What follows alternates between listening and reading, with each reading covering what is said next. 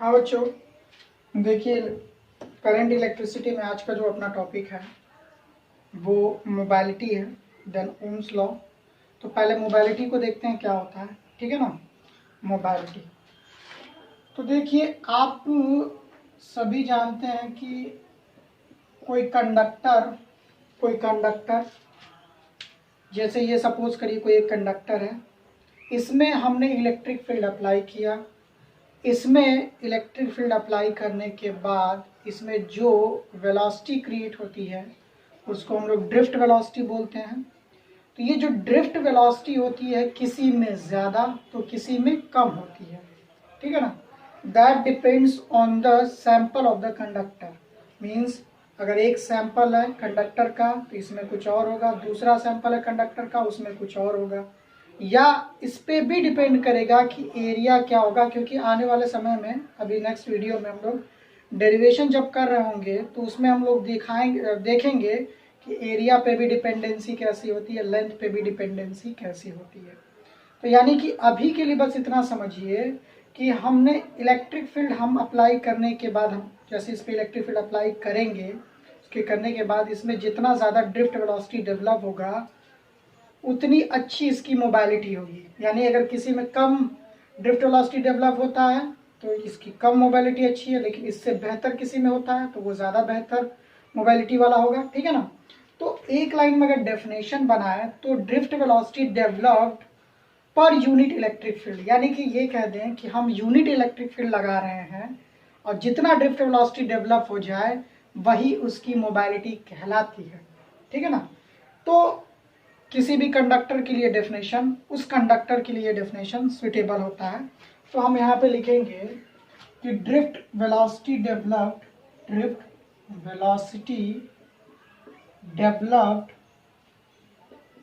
Per unit drift velocity developed applying per unit electric field. Applying यहाँ पे लिख देते हैं, ठीक है ना। Applying per unit electric field is known as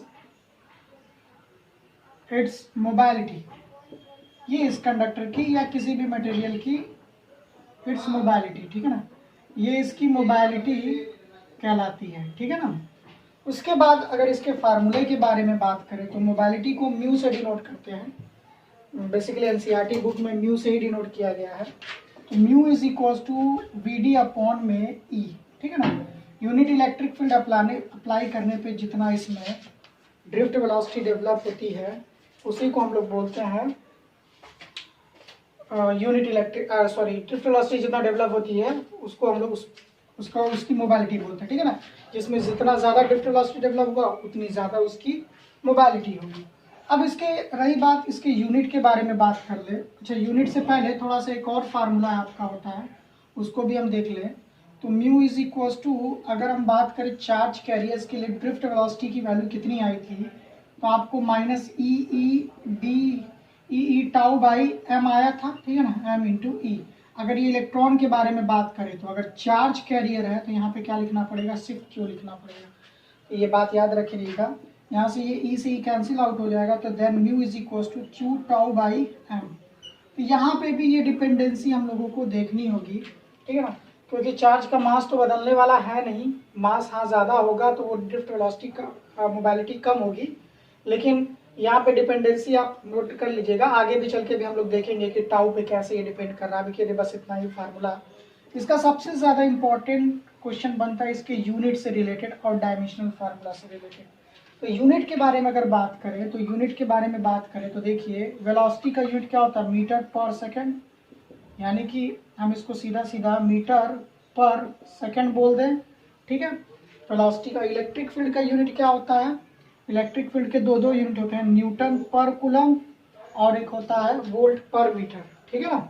electric field के दो यूनिट होते हैं, एक तो ये इसका बन जाएगा मीटर पर सेकेंड न्यूटन इनवर्स, ठीक है ना, पर न्यूटन कूलम, ठीक है ना। ये इसका यूनिट बन गया। एक दूसरे यूनिट के बारे में बात करें, अनदर यूनिट के बारे में बात करें तो ये हो जाएगा मीटर पर सेकेंड तो होगा ही होगा, ठीक है ना। आप याद रख लीजिएगा मीटर पर सेकेंड। और एक बात करें अगर इलेक्ट्रिक फील्ड का एक और यूनिट क्या होता है, वोल्ट पर वोल्ट पर मीटर, ठीक है ना। तो वोल्ट पर मीटर, ठीक है ना, वोल्ट पर मीटर। तो इसको ये याद रख लीजिएगा, ये इसका एक यूनिट होता है। इसको और थोड़ा सा अरेंज कर दिया जाएगा तो ये मीटर ऊपर चला जाएगा तो मीटर स्क्वायर, ठीक है ना। वोल्ट ऊपर जाएगा वोल्ट इनवर्स, ठीक है। और सेकंड, अगर सेकंड को तो ऐसे ही छोड़ देंगे, सेकंड इनवर्स, ठीक है ना। अब इसके थोड़ा सा डायमेंशनल फार्मूला के बारे में अगर बात कर लें, डायमेंशनल फार्मूला देखिए, डायमेंशनल फार्मूला देखिए आप, डायमेंशनल फार्मूला, अगर डायमेंशनल फार्मूले के बारे में बात करें तो इसका डायमेंशनल फार्मूला आप निकाल सकते हैं, बहुत आसान होता है, लेकिन पूछता एग्जाम में है, ये याद रखिएगा, बोर्ड एग्जाम में पूछता ज़रूर है। मीटर स्क्वायर के बारे में बात करें तो एल स्क्वायर, ठीक है ना। और अगर वोल्ट के बारे में बात करें, पोटेंशियल के बारे में, वोल्ट मतलब पोटेंशियल, पोटेंशियल का यूनिट, पोटेंशियल का डायमेंशनल फार्मूला आप सभी जानते हैं कि V = W/Q होता है। और दुनिया में हर एनर्जी का डायमेंशनल फार्मूला कितना होता है, mL²T-2, और चार्ज का क्या होता है, AT। जब ये ऊपर जाएगा तो mL²T, ये ऊपर जाएगा तो -3 और A-1, ठीक है ना। ये डायमेंशनल फार्मूला पोटेंशियल का होता है। तो आप इसमें देखिए, हम यहाँ पे V की जगह पे रखने जा रहे हैं, ज़रा बात ध्यान से समझिएगा, mL² T-3, ठीक है, A इनवर्स, और इसके पावर कितना बाबू, -1, ठीक है। अब पर सेकंड दिया हुआ है तो यहाँ पे हम टाइम का भी रख देते हैं, ठीक है ना। यहाँ पे देखिए टाइम के बारे में अगर रख दिया जाए T इनवर्स, ठीक है, T इनवर्स रख दिया जाए तो देखिए, आप देखिएगा L² ये हो गया, और इसमें अगर कर दे अरेंज M इनवर्स, ये माइनस से ना, L-2 T⁻+3 A के पावर +1, और ये T इनवर्स है, ठीक है। अब देखिए L², ये L2 और L-2 कैंसिल आउट, यानी कि हम ये बोल दें M-1, और यहाँ पे क्या बच जाएगा आपका, T के बारे में बात करें तो T इनवर्स, और यहाँ पे पावर 3 है तो कितना हो जाएगा, T⁻2, और यहाँ पे सिर्फ क्या बच जाएगा, A, ठीक है ना। ये इसका डायमेंशनल फार्मूला होता है, जो कि आपको याद रखना है, बहुत इंपॉर्टेंट होता है, ठीक है ना। इसको आप याद रख लीजिएगा, इसका स्क्रीनशॉट ले लीजिए एक बार के लिए। हाँ देखिए, अब ओम्स लॉ देख लेते हैं, ठीक है ना। Ohm's law, Ohm's basically famous physician थे, ठीक है ना। इन्होंने फिजिक्स में ये वोल्टेज और करंट के बारे में जो रिलेशन बताया, और भी बहुत सारी चीज़ों को, रेजिस्टेंस के बारे में बताया, तो उनको हम लोग देखते हैं, ठीक है ना, कि उन्होंने क्या एक्सपेरिमेंट परफॉर्म किया और कैसे उसको एक्सप्लेन किया, ठीक है ना। तो देखिए, बेसिकली बात करें तो उन्होंने कंडक्टर कंसिडर किया, ठीक है। ये रहा आपका कंडक्टर, ये कोई कंडक्टर था, ठीक है ना। कंडक्टर, या ये बोल दे कि कोई लोड था, लोड था, पंखा था, बल्ब था, कुछ भी था, ठीक है ना। कोई भी लोड मान सकते हैं जिसके क्रॉस करंट को फ्लो करना था, जिसका कुछ ना कुछ रेजिस्टेंस था, अभी देखेंगे रेजिस्टेंस का भी टर्म आ रहा है ना। तो इसको इन्होंने कनेक्ट किया एक बैटरी से, ठीक है ना। बैटरी बोले या इसको बैटरी से या फिर सेल से, किसी से भी एज्यूम कर लीजिए, ठीक है ना। यहाँ पे सपोज करिए बैटरी से, और यहाँ पे ये इसको एरो देने का मतलब ये हो गया कि ये वेरिएबल वोल्टेज है, क्या है, वेरिएबल वोल्टेज है, वेरिएबल वोल्टेज। इसमें हम लोग वोल्टेज को वेरी करेंगे, जैसे पंखे में रेगुलेटर होता है ना, रेगुलेटर को घुमाते हैं तो वोल्टेज में वेरिएशन होता है, पंखा स्लो या फास्ट होता है, तो बिल्कुल वैसे ही होता है। इसमें हम लोग वेरिएबल वोल्टेज को वेरी करते रहेंगे, कभी 2 वोल्ट तो कभी 4 वोल्ट तो कभी 6 वोल्ट, कभी 8 वोल्ट, ऐसी वोल्टेज में वेरिएशन हम लोग करते रहेंगे। ये था कंडक्टर, और इसमें इन्होंने इसमें एक अमीटर लगा दिया, और अमीटर का काम क्या होता है, करंट को मेज़र करना। अमीटर का काम होता है करंट को मेज़र करना, करंट के डायरेक्शन को नहीं बताता। वो गैलोमीटर जो होता है करंट के डायरेक्शन को भी बताता है, और साथ में करंट कितना फ्लो हो रहा है वो भी बताता है। लेकिन अमीटर का काम क्या होता है, सिर्फ और सिर्फ करंट को मेज़र करना, करंट के डायरेक्शन को नहीं बताना। अमीटर को हमेशा सीरीज में लगाते हैं, सर्किट के सीरीज में लगाते हैं, और अमीटर का जो रेजिस्टेंस होता है वेरी लो होता है, नोट कर लीजिएगा, ठीक है ना। अब अमीटर को सीरीज में, और क्या होता है इसका इसका जो रेजिस्टेंस होता है वेरी लो होता है, ठीक है ना। अभी रेजिस्टेंस पड़े नहीं, फिर भी एक तरह से मान लीजिए, ठीक है ना। और यहाँ पे देखिए, यहाँ पे वोल्टमीटर हमने कनेक्ट कर दिया, वोल्टमीटर को पैरेलल में, और वोल्टमीटर का जो रेजिस्टेंस है वेरी हाई, ठीक है ना। वोल्टमीटर को पैरेलल में, वोल्टमीटर का काम वोल्टेज मेजर करना, इसके क्रॉस पोटेंशियल मेजर करना, कंडक्टर के क्रॉस, ठीक है ना। जितना यहाँ पे हम वोल्टेज देंगे उसके क्रॉस यहाँ पे वोल्टेज होता डेवलप होता चला जाएगा। ठीक है, ये रहा आपका वेरिएबल वोल्टेज। अब वो बैटरी का काम क्या होता है, बैटरी का काम क्या होता है, ये बैटरी है तो बैटरी क्या करते हैं, चार्जेस को पुशअप करते हैं, यानी कि एनर्जी देते हैं, चार्जेस को एनर्जी प्रोवाइड कराते हैं। देखिए आगे चल के हम लोग पढ़ेंगे बैटरी के बारे में डिटेल, कि बैटरी के बाहर की दुनिया कुछ और होती है, बैटरी के अंदर की दुनिया कुछ और होती है। बैटरी के बाहर जो करंट फ्लो करते हैं वो प्लस से माइनस फ्लो करते हैं, higher potential to lower potential, और बैटरी के अंदर lower potential to higher potential current flow करते हैं। तो ये देखेंगे हम लोग कैसे ये होता है, कैसे ये पूरा एक्सप्लेन किया जाएगा। ठीक है ना, अभी के लिए बस इतना समझिए कि ये बैटरी के बाहर यहाँ से करंट निकलना शुरू करेगा जितना अगर हम वोल्टेज देते हैं तो। ठीक है ना, तो वोल्टेज हम जितना भी दे रहे हैं तो यहाँ पे हमने ना एक टेबल बना लिया छोटा सा। इस टेबल में हम लोग रीडिंग को मेज़र करेंगे कि ये रीडिंग क्या क्या हो सकती है। ये देखिए, ये रहा आपका सीरियल नंबर और ये रहा आपका वोल्ट में वोल्टेज है। ठीक है ना, और एम्पियर में करंट है, ये रहा एम्पियर में करंट है। ठीक है ना, मिली एम्पियर भी हो सकता है क्योंकि आपके जो लैब में जो ओम्स लॉ apparatus है उसमें मिली एम्पियर में करंट है। ठीक है ना, वोल्टेज तो वोल्ट में ही है but ampere milli ampere, ammeter जो है वो मिली एम्पियर में, माइक्रो एम्पियर में होते हैं। ठीक है ना, ज़्यादा नहीं होता है। तो ये जो टेबल हम बना रहे हैं सिर्फ और सिर्फ आपको एक समझाने के लिए टेबल बना रही है, कोई ऑब्जर्वेशन टेबल नहीं है। लेकिन आपको एग्जाम में यही आपका फर्स्ट एक्सपेरिमेंट है, तो आपको एग्जाम में ये पूरा बनाना रहेगा और ऑब्जर्वेशन टेबल बनाना रहेगा। ठीक है ना, रीडिंग 1 2 4 5 रीडिंग ले लीजिएगा। देखिए कैसे ये वर्क करेगा, सारी चीज़ों को हम लोग समझेंगे। इसमें इन्होंने क्या किया कि जैसे जैसे इसमें पहले सपोज करिए 0 वोल्ट, सीरियल नंबर 1 0 वोल्ट पे इसको सेट कर दिया तो इसमें 0 एम्पियर करंट फ्लो कर रहा था। ठीक है ना, अब इसमें क्या कर दिया कि सपोज करिए 2 वोल्ट अप्लाई कर दिया, 2 वोल्ट अप्लाई कर दिया तो 2 वोल्ट अप्लाई किया तो देखा करंट 1 एम्पियर। फिर उसके बाद थर्ड नंबर पे 4 वोल्ट अप्लाई किया तो करंट 2 एम्पियर। फोर्थ नंबर पे करंट वोल्टेज 6 वोल्ट तो करंट देखा 3 एम्पियर।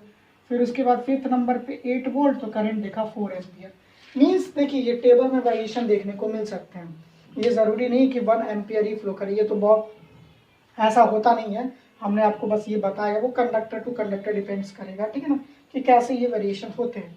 हम आपको बस एक समझाने के लिए एक चीज़ बता रहे थे कि यहाँ पे हम देखिए जैसे जैसे वोल्टेज बढ़ा रहे हैं, एक तरह से बोला जाए उसी रेशियो में ये करंट भी बढ़ रहा है, ये करंट भी बढ़ रहा है। ठीक है ना, हम जैसे जैसे वोल्टेज बढ़ा रहे करंट बढ़ रहा है, वोल्टेज बढ़ा रहे करंट बढ़ रहा है, वोल्टेज बढ़ा रहे करंट बढ़ रहा है, वोल्टेज बढ़ा रहे तो करंट बढ़ता चला जा रहा है।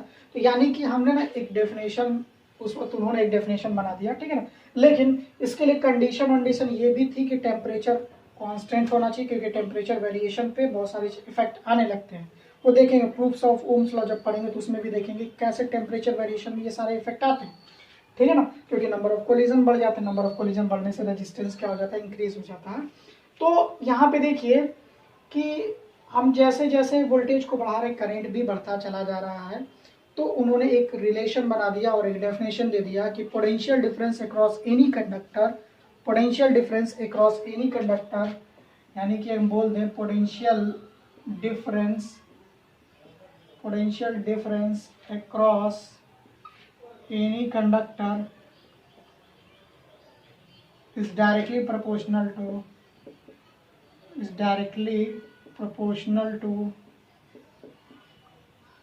its current when temperature remains, temperature और प्रेशर को क्या कर देना, टेम्परेचर एंड प्रेशर को क्या कर देना है, कांस्टेंट। ठीक है ना, क्या कर देना है, कांस्टेंट। तो हमने ना जब इसका रिलेशन बनाया तो यहाँ से देखिए आप, इसका जो रिलेशन बना कि V is directly proportional to I, और जहाँ से जब ये प्रोपोर्शनलिटी कांस्टेंट हटाया तो ये कैपिटल R और I आया।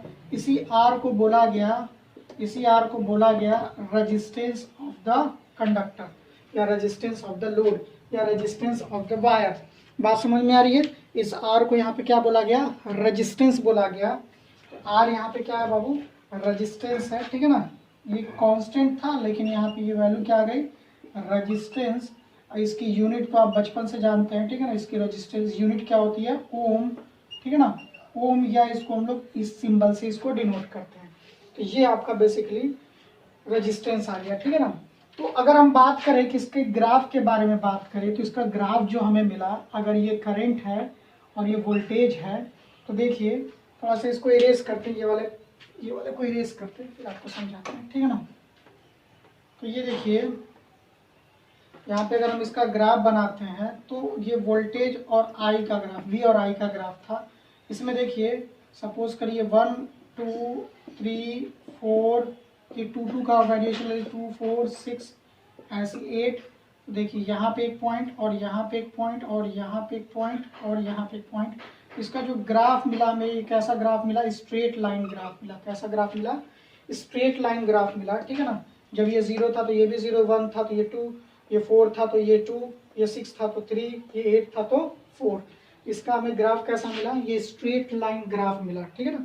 और स्ट्रेट लाइन ग्राफ मिला तो इसको हम लोग लीनियर ग्राफ भी बोलते हैं, ठीक है ना, लीनियर ग्राफ भी बोलते हैं। और इसका जो स्लोप, मान लीजिए ये कुछ ना कुछ एंगल से यहाँ से बनाते हुए निकलेगा, तो जो इसका स्लोप होगा, अगर पर्टिकुलर पॉइंट पे अगर हमें रेजिस्टेंस बताना तो आप वहां से एक लाइन ड्रॉ करिए और यहाँ से एक करंट के लिए, ठीक है ना। तो आप देख लीजिए, या तो 2 पॉइंट ड्रॉ कर लीजिए। तो ये देखिए, ये जो है ये बेसिकली चेंज इन करंट, ये क्या है, चेंज इन करंट। और ये क्या है, चेंज इन वोल्टेज। वोल्टेज 4 से 6 वोल्ट हो रहा है, यहाँ पर करंट 2 से 3 एम्पियर हो रहा है। तो बेसिकली बात की जाए कि change in voltage to the change in the ratio of change in voltage to the change in current is known as resistance, ठीक है ना। ये आपको रेजिस्टेंस दे देगा किसी भी 2 पॉइंट पे। या ये भी कह दे सकते हैं कि tangent tan theta is equal to क्या होता है, परपेंडिकुलर डिवाइडेड बाय बेस होता है। तो tan थीटा भी, टैंजेंट भी इसका हमें क्या देगा, यानी कि टैंजेंट ऑफ वी और आई का ग्राफ हमें क्या देगा, हमें रेजिस्टेंस देगा। यानी कि अगर हम ये बोल दें कि delta V by change in voltage to the change in current, या ऐसा एक लाइन में ये भी बोल दें कि tangent of V I graph gives us resistance. बात समझ में आ रही है। तो यानी कि एक चीज तो क्लियर हो गया कि जितना ज्यादा थीटा होगा उतना ज्यादा इसमें रेजिस्टेंस होगा, ठीक है ना। अगर इसमें बात करें तो देखिए यहाँ पे अभी कम वोल्टेज में वेरिएशन है, और अगर हम यहाँ पे बात करें ये ज्यादा है, बात समझिएगा जरा ध्यान से। तो इसमें देखिए अगर 2 पॉइंट हम कंसिडर करें, वही 2 पॉइंट कंसिडर करें, तो करंट इतना है जबकि वोल्टेज इतना है। और हम जानते हैं कि जितना ज़्यादा वोल्टेज होगा इसके अकॉर्डिंग वोल्टेज में जितना ज़्यादा चेंजेस होंगे, क्योंकि रेजिस्टेंस का भी फार्मूला यहाँ पे एक और बताया ना, change in voltage to the change in current. जितना ज़्यादा वोल्टेज होगा, जितना ज़्यादा वोल्टेज में वेरिएशन होगा, जितना ज़्यादा वोल्टेज में वेरिएशन होगा उतना ज़्यादा रेजिस्टेंस होगा। तो इस वाले में देखिए अगर थीटा ज़्यादा है तो इस वाले में वोल्टेज में वेरिएशन ज़्यादा है ना, और इस वाले में वोल्टेज में वेरिएशन कम है। और ये करंट वैसी की वैसी, ये भी करंट वैसी की वैसी। तो यानी कि याद रखिएगा इसका रेजिस्टेंस ज़्यादा। तो आपको क्या याद रखना है कि जिसका वोल्टेज, जिसका लेकिन वी और आई के ग्राफ के लिए, ये कंडीशन किसके लिए है, वी और आई के ग्राफ के लिए है। तो देखिए अभी हम इसको बाद में डिस्कस करते हैं, ठीक है ना। वी और आई के ग्राफ के लिए ये आपको याद रख लेना, जितना ज़्यादा थीटा होगा उतना ज़्यादा इसका क्या होगा, रेजिस्टेंस होगा, ठीक है ना। तो बहुत सारे क्वेश्चन बनते हैं छोटे बड़े, ठीक है ना, ये सब नोट डाउन कर लीजिएगा। बहुत सारे छोटे छोटे क्वेश्चन बनते हैं। देखिए जैसे कि एग्जाम में आप ये वी है और ये आई है, यहाँ पे ये दिया रहेगा, ठीक है ना, ये R1 R2 और यहाँ पे ये R3 दिया रहेगा। तो आप देखिए किसका स्लोप ज़्यादा है, ठीक है ना, θ1 ये θ2 और ये क्या है θ3। तो आप नोट डाउन कर रहे होंगे कि θ1 का स्लोप ज़्यादा, यानी कि जिसका स्लोप ज़्यादा उसका रेजिस्टेंस भी ज़्यादा। बट कंडीशन इसके लिए एक है, कंडीशन एक है कि वोल्टेज V और I का ग्राफ होना चाहिए। अगर यही इसका उल्टा हो जाए, I यहाँ पे हो जाए, V यहाँ पे हो जाए, तो जिसका स्लोप सबसे ज़्यादा होगा उसका रेजिस्टेंस सबसे कम होगा। दिमाग में बैठा लीजिएगा, ठीक है ना, छोटी सी बात है, दिमाग में बैठा लीजिएगा। या एक लाइन में ये याद कर लीजिए, जो V के पास होगा, जो ज़्यादा V के क्लोज होगा, वोल्टेज के जो ज़्यादा क्लोज होगा उसका रेजिस्टेंस ज़्यादा होगा। आज के लिए इतना ही, ठीक है ना, देखते हैं नेक्स्ट वीडियो।